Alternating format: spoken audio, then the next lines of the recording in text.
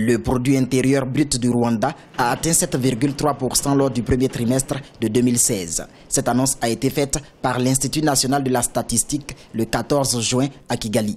Le secteur des services reste toujours leader de cette croissance avec 46%, suivi de l'agriculture 33% et l'industrie 15%. Le PIB du pays des 1000 collines est même passé de 1 300 000 francs rwandais de janvier à mars 2015 à 1 500 000 dans la même période en 2016. Une croissance économique de cette valeur due à différentes mesures de gestion économique. Ici, je peux signaler la croissance des exportations par rapport à la période précédente.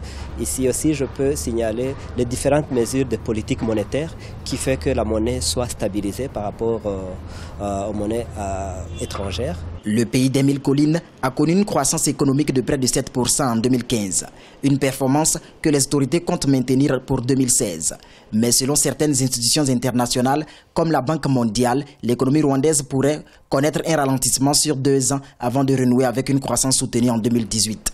À long terme, c'est ça. Il faut réduire le nombre ou la quantité de produits importés pour exporter plus. Et à court terme, parce qu'il faut gérer à la fois le court terme et le long terme. À court terme, il faut premièrement augmenter la production parce qu'on ne peut que jouer sur la production.